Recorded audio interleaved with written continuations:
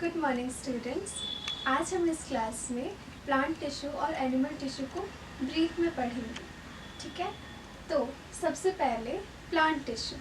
Plant tissue क्या होता है? ये टिश्यू प्लांट्स में पाए जाते हैं और ये जो प्लांट टिश्यू है ये डिवाइडेड है into to main types, that is the meristematic tissue and the permanent tissue. Okay, meristematic tissue ये क्या होता है? क्या आपने कभी सोचा है कि रूट्स एंड स्टेम्स, जैसे रूट्स जो है वो डीपली ग्रो करते रहता है और स्टेम्स जो है वो भी हमेशा ग्रो करते रहता है। ये ऐसा क्यों होता है? It's because of the meristematic tissue in plants. जो मेरिस्टेमेटिक टिश्यू है इनमें जो सेल्स होता है वो एक्टिवली डिवाइड करते रहती है, जिसके चलते प्लांट्स हमेशा ग्रो करते रहता है। ये जो मेरिस्टेमेटिक टिश्यू है इनके जो सेल्स है इनके कुछ कैरेक्टरिस्टिक्स हैं। ठीक है, ये जो सेल्स हैं ये बहुत ही ज़्यादा एक्टिव होते हैं, इनके पास डेंस साइटोप्लाज्म होता है, इनकी जो सेलुलोज वॉल है वो बहुत ही थिन होती है। ठीक है, इनके पास एक लार्ज एंड प्रोमिनेंट न्यूक्लियस होता है और मोस्ट इम्पॉर्टेंट बात कि इनमें वैक्यूल नहीं होता। वैक्यूल का मेन काम क्या होता है? स्टोरेज का। लेकिन जो मेरिस्टेमेटिक टिश्यू में जो सेल्स हैं वो एक्टिवली डिवाइड करते रहते हैं, उनका मेन फंक्शन ही है सेल डिवीजन, तो फिर इनमें वैक्यूल्स की कोई ज़रूरत नहीं होती। मेरिस्टेमेटिक टिश्यू अगेन अपने लोकेशन के बेसिस पे तीन मेन टाइप्स में डिवाइड किया गया है, that is the apical meristem, intercalary meristem and the lateral meristem. सबसे पहले अगर हम जानें एपिकल मेरिस्टेम के बारे में, तो ये बेसिकली रूट्स एंड शूट के टिप में पाया जाता है, इसीलिए प्लांट्स हमेशा ग्रो करते हैं। इंटरकैलरी मेरिस्टेम ये बेसिकली नोड्स के पास में पाया जाता है। ठीक है, ये भी mainly faster growth of the plant के लिए रिस्पॉन्सिबल है। देन आता है हमारा lateral meristem.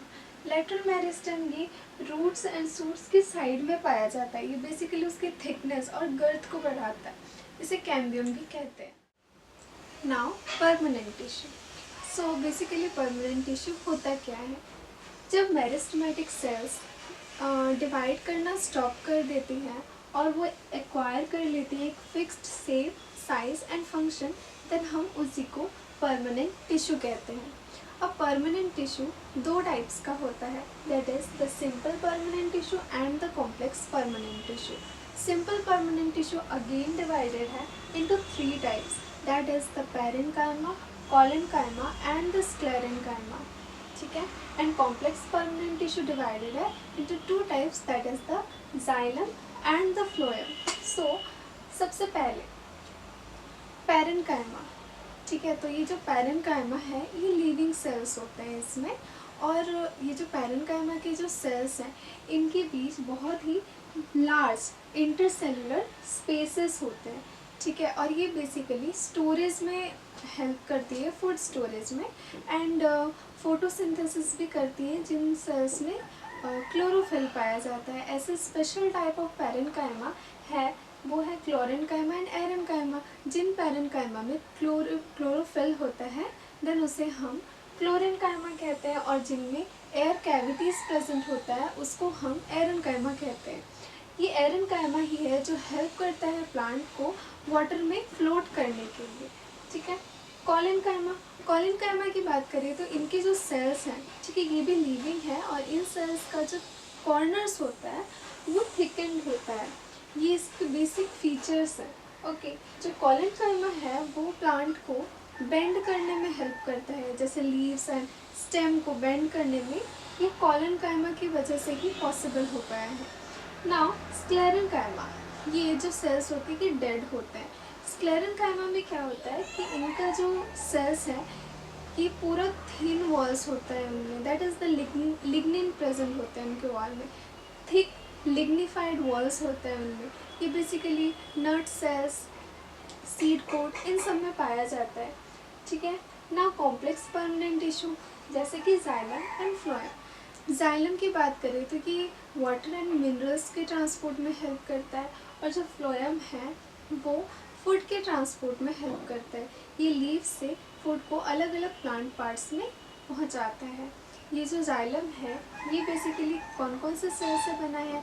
That is the xylem tracheids, xylem vessels, xylem parenchyma and the xylem fibres. And phloem 5 types of cell से बना है। That is the seed cells, seed tubes, then phloem parenchyma, phloem fibres. Now animal tissue. Let me start with a question first. अभी आप सब बैठ पा रहे हो, देन आप लिख पा रहे हो, ठीक है, आप अच्छे से सुन पा रहे हो, पर क्या आपने कभी ऐसा सोचा है कि आपके हैंड्स कैसे मूव कर रहे हैं, आपका हार्ट कैसे बीट कर रहा है, आँखों से कैसे ब्रेन तक सिग्नल जा रहा है कि ये देखो देयर इज़ समथिंग। सो ये सब कुछ पॉसिबल हो पाया है because of the animal tissue. ठीक है, तो एनिमल टिश्यू क्या होते हैं? ये 4 टाइप्स के हैं। Epithelial tissue, connective tissue, muscular tissue and the nervous tissue.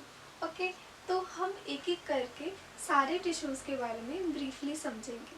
सबसे पहले एपिथेलियल टिश्यू। ओके, जो एपिथेलियल टिश्यू है ये बेसिकली क्या है? इसको कवरिंग टिश्यू भी कहते हैं।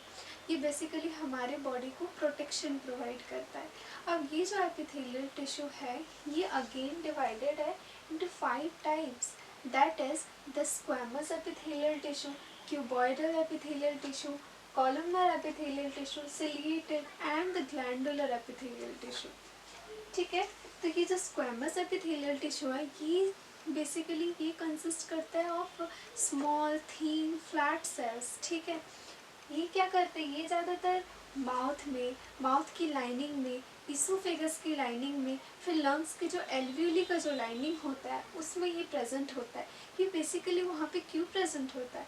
ये बेसिकली जो एक्सचेंज होता है ना गैसेस का, ऑक्सीजन एंड कार्बन डाइऑक्साइड को, उसको पॉसिबल बनाता है ये। ओके, सीधे बोले तो ये डेलिकेट लाइनिंग का फॉर्मेशन करता है।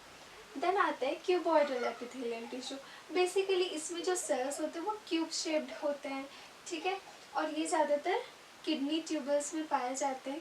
ये बेसिकली सिक्रेशन एंड एब्जॉर्प्शन का काम करते हैं। फिर आता है हमारा कॉलमनर सेल्स। कॉलम ये पिलर लाइक सेल्स हैं। ओके, और ये इंटेस्टाइन में प्रेजेंट है।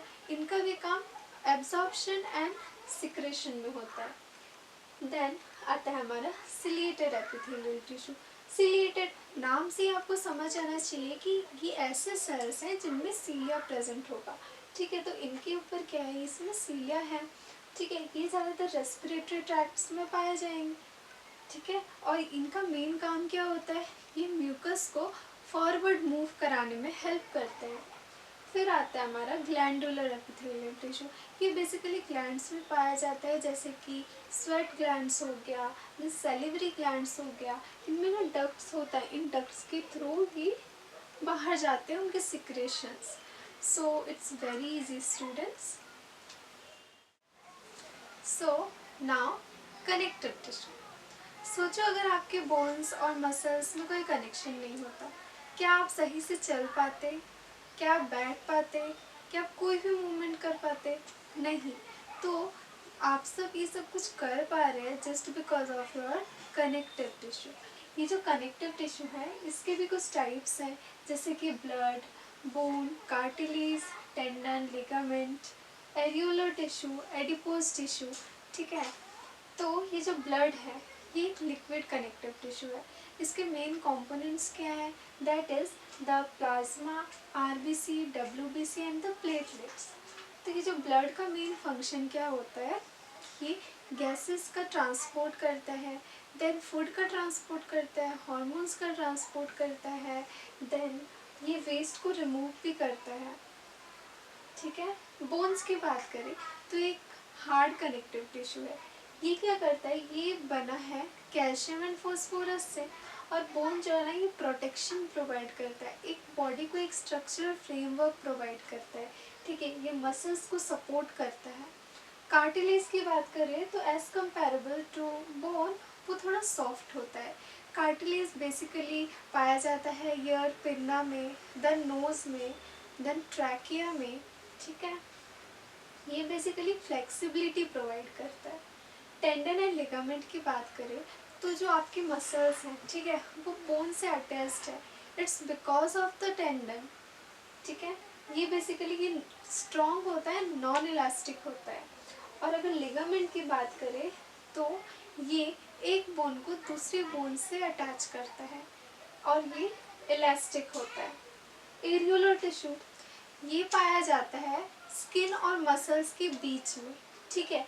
ये बेसिकली सपोर्ट प्रोवाइड करता है कि जो कैविटीज़ है ना, ऑर्गन्स है, वहाँ पे ये स्पेस को फिलअप करता है बेसिकली। और ये जो एडिपोज टिश्यू है ये पाया जाता है आपके स्किन के नीचे एंड ऑर्गन्स के अराउंड में पाया जाता है।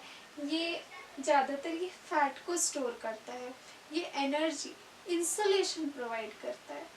So now muscular tissue. Muscular tissue की बात करें तो जैसे कि अभी आप लोग बैठे हुए हो, आप लोग लिख रहे हो, आप सांस ले रहे हो, ठीक है, आपकी आंखें ब्लिंक कर रही है, आपकी हार्ट जो है ना वो कंटिन्यूसली बीट कर रही है, पर ये आप खुद से नहीं बोल रहे हो अपने हार्ट को कि नहीं अब राइट नाउ यू बीट, या आप खुद की मर्जी से आप आंखें ऐसे ब्लिंक नहीं कर रही, ये आपका अपने आप ही हो रहा है आपकी ये सब बॉडी में। तो ये सब पॉसिबल कैसे हो पा रहा है? क्या आपने कभी ये सोचा है? यस, ये सब पॉसिबल इसलिए हो पा रहा है क्योंकि आपके बॉडी में मस्कुलर टिश्यू प्रेजेंट है। ये जो मस्कुलर टिश्यू है ये बेसिकली 3 टाइप्स का होता है। That is the striated muscle, जिसे हम स्केलेटल मसल भी कहते हैं। देन आता है स्मूथ मसल एंड देन आपका आ रहा है कार्डियक मसल। सबसे पहले जानते हैं कि स्ट्रेटेड मसल क्या होता है। स्ट्रेटेड मसल को स्केलेटल मसल भी कहते हैं। ये बेसिकली ये वॉलंटरी मसल है। वॉलंटरी यानी कि आप इसको कंट्रोल कर पा रहे हो, जैसे कि आपके हैंड मूवमेंट्स, ये आपकी अपनी मर्जी से हो रहा है। ऐसा नहीं है कि आपका बॉडी अपने आप आपके हैंड्स को मूव कर रहा है, इट्स बिकॉज यू वांट, इसीलिए आपका हैंड अभी मूव कर रहा है। तो बेसिकली हैंड्स में जैसे कि आर्म्स, लेग्स, ये सब में पाया जाता है striated muscle. Now striated muscle क्यों कहते हैं इसे? बिकॉज इन मसल्स में क्या होता है ना, dark and light bands present होते हैं, ये सारे स्ट्रेशंस प्रेजेंट होते हैं, इसलिए इसे हम स्ट्रेटेड मसल कहते हैं। इनमें बहुत ज़्यादा न्यूक्लियस प्रेजेंट होता है, इसलिए ये मल्टी न्यूक्लिएट होता है, ठीक है। स्मूथ मसल, जो स्मूथ मसल्स है ये इनवॉलेंट्री मसल्स होते हैं, यानी कि इसको हम कंट्रोल नहीं कर सकते, ठीक है। और ये स्पिंडल शेप के होते हैं, यानी कि इनके जो एंड्स है वो बहुत पॉइंटेड होते हैं। इनमें एक एक न्यूक्लियस प्रेजेंट होता है, मीन्स ये यूनिन्यूक्लिएट होते हैं, ठीक है। और ये ज़्यादातर स्टमक, इंटेस्टाइन, ब्लड वेसल्स इनमें पाया जाता है। और आपने एक चीज़ नोटिस किया होगा कि इसमें कोई लाइट एंड डार्क बैंड्स नहीं है, यानी कि स्ट्रेशंस प्रेजेंट नहीं है, इसीलिए इसे नॉन स्ट्रेटेड मसल भी कहते हैं। फिर आता है हमारा the cardiac muscle. Cardiac muscle एक बहुत ही स्पेशल मसल होता है क्योंकि ये सिर्फ हार्ट में ही पाया जाता है। ये इनवॉलंटरी होता है, इसे हम कंट्रोल नहीं कर सकते, और ये ब्रांच्ड होता है, ठीक है। यानी कि ये देखो, और इसमें न्यूक्लियस ज़्यादातर 1 या 2 ही प्रेजेंट होते हैं। इस कार्डियक मसल के चलते ही हमारे जो हार्ट है वो बीट करती है। That's all students. So now the nervous tissue. So basically nervous tissue होता क्या है? चलिए एक सिंपल से एग्जांपल से समझते हैं। आपने मान लीजिए कभी एक गर्म चीज़ पे अचानक से आप अपना हाथ रख देते हो, तो आप अचानक से आपका हाथ पीछे हट जाता है। ऐसा क्यों? अभी तक तो आपको पता भी नहीं चला है एंड आपकी बॉडी ने रिएक्ट कर दिया। ये कोई मैजिक नहीं है, it's all because of the nervous tissue. Nervous tissue actually जो स्टिमुलस है, that can be heat, pain, touch, इन स्टिमुलस को रिसीव करता है एंड उनको एज अ मैसेज वो ट्रांसमिट करता है। देन हमारा बॉडी उसके अकॉर्डिंग रिस्पॉन्स जनरेट करता है। तो बेसिकली जो नर्वस टिश्यू है ये हमारी बॉडी को कंट्रोल एंड कोऑर्डिनेट करके रखता है। ये पाया जाता है ब्रेन में, स्पाइनल कॉर्ड में एंड नर्व्स में। जो नर्वस टिश्यू है इसका यूनिट जो है वो है द न्यूरॉन, जिसको नर्व सेल कहते हैं। ये जो न्यूरॉन है इसके 3 मेन पार्ट्स हैं, that is the cyton. Cyton क्या है? It is the cytoplasm and nucleus, इन दोनों को मिला के ही साइटन बोलते हैं। ये इसे हम सेल बॉडी भी कहते हैं। फिर आता है डेंड्राइट्स। ये क्या करते हैं, ये मैसेजेस को रिसीव करते हैं। देन ये जो मैसेजेस हैं in the form of electric signals, ये डेंड्राइट से ये सेल बॉडी में जाता है, सेल बॉडी से ये एक्सन से होके फिर यहाँ पे नेक्स्ट कोई न्यूरॉन या कोई मसल सेल है तो वहाँ ये मैसेज ट्रांसफ़र होता है। ये है एक्सन जो कि लॉन्ग है और ये मैसेजेस को ट्रांसमिट कराता है। So that's all student, thank you.